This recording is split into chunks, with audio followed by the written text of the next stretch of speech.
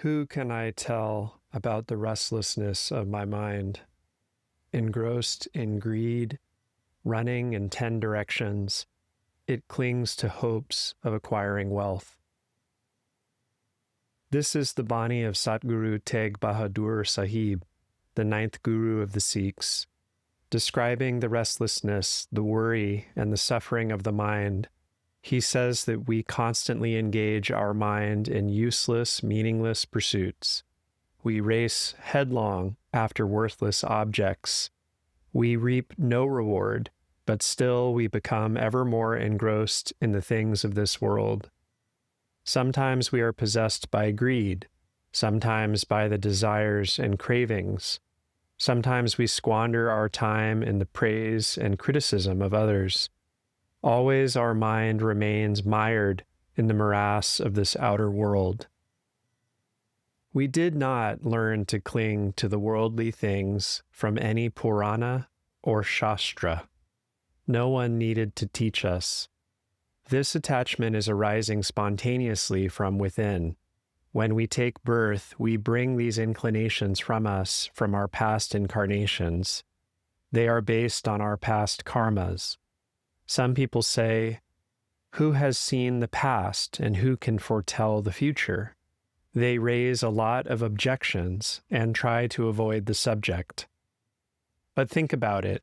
When a child takes birth, after just a few days, when we put something in its hand and try to take it back, the child won't let go. It hangs on stubbornly to the object and starts to cry. Friend, who taught the child to act like this? It is all coming from the past.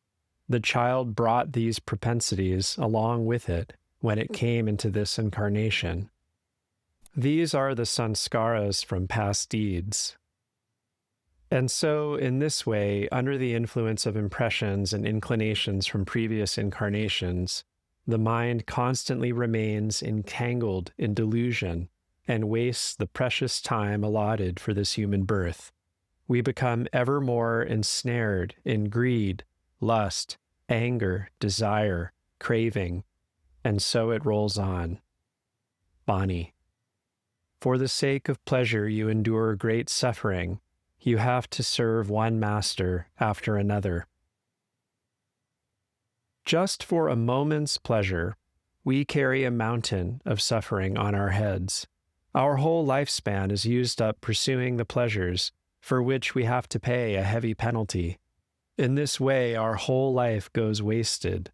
How much servitude, how much indignity, how much humiliation we have to endure. We are at the beck and call of others. Nothing is in our control. We accept this servitude and remain in it for life. We are just like the dancing monkey. First, the monkey trainer teaches the monkey to dance, and if the monkey makes a mistake, the stick is ready. Out of fear of the stick, the monkey performs. It even puts a jug of water on its head and dances. It hops back and forth and turns flips at the trainer's commands. Then afterwards, folding its paws in greeting to the people who have gathered to watch the show, the monkey begs for money, collects the coins, and gives them to its master. Out of fear, that poor dumb animal endures such a servitude. But what about our condition? We are so much under the sway of the pleasures that we have become enslaved to them. Day and night we remain bound and have become the very form of the pleasures. If we were to dedicate ourselves to the seva of the Guru and the Lord with that much devotion and one-pointed attention, our cycle of birth and death would be finished. But what auspicious karmas have we done in the past to make us fit for such devotion? We do not even understand what devotion means. Now, when someone says that it is time for satsang, instead of attending, everyone heads back to their villages. Everyone is going, no one is coming. If we are employed in some worldly work, say we are assigned to the night shift at the mill, we will go there on time with no difficulty and take up our post. But in the path of spirituality, when we are told to get up in the morning and meditate for 2 or 3 hours, then we become lazy. We don't sit for meditation. We feel drowsy, and making some excuse or other, we lay back down and go to sleep. Only a foolhardy fellow would report for the night shift and then lay down to sleep behind his machine. He knows he would be punished or even thrown out. But in spirituality, we think that no one will ask us for our account in the court of the Lord, so we just let the time pass by. What can we gain from practices performed with wavering faith? We will receive our reward according to our deeds. Bani. You wander from door to door like a dog. You pay no heed to the meditation of the Lord. Just like a dog wanders from door to door, we also visit every door. We touch the feet of each person we meet and say yes, yes to their every remark. We bow and scrape, and we fold our hands in obeisance, all to further our worldly ambitions and fulfill our desires. If we look at the situation honestly, we will see that there is no relationship between us and all these other people. But what can be done? We have sold ourselves into servitude, but we have to become independent of the world. If we engage in the meditation of the Lord wholeheartedly, then who can have any control over us? But this is easier said than done. We will have to bear the reactions of the karmas we have already created. We have been searching outside, but the Lord is not to be found there. We have chanted Ram Ram or Radha Swami, Radha Swami, or Satguru, Satguru at the appointed times. My friend, what can be accomplished through mere words?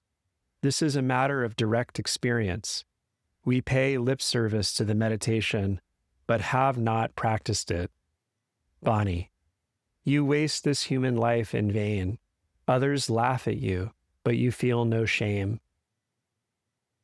Even the gods and goddesses are waiting and longing for this beautiful human body, but after receiving this precious human birth, we are squandering it in useless pursuits. We care nothing for decorum and correct behavior. We have no shame. We say, everyone acts this way, so who has any right to laugh at me? Bani. Nanak says, why don't you sing the praise of the Lord and remove the evils from this body? Therefore, Guru Tegh Bahadur says, why don't you praise the Lord and do the meditation? Why don't you give up the evil tendencies? Remove the sins from the body and remember the Lord. As long as our within is filled with these evil tendencies, no matter how much effort we put in, we will always fall short of the mark. We are frittering our life away. Inside we are one thing, but outside we are showing something different, and time is running out. What can we achieve like this? End quote.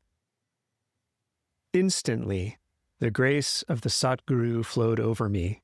In just a moment, the stream of Shabad cleansed away the stains accumulated over millions of yugas and millions of lifetimes. For me, there is no more birth, no more death. In a moment, all my soul's connection with this mortal world was severed forever. Baba Somanath.